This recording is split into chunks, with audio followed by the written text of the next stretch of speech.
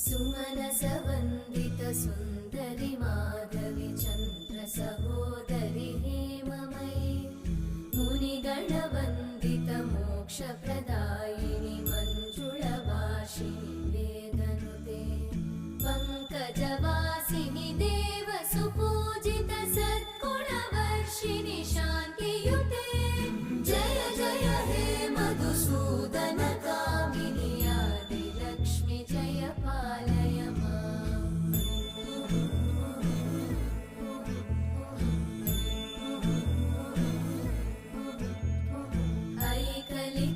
ऐकलिकल्मषनाशिनि कामिनि वैदिकरूपिणि वेदमये क्षीरसमुद्र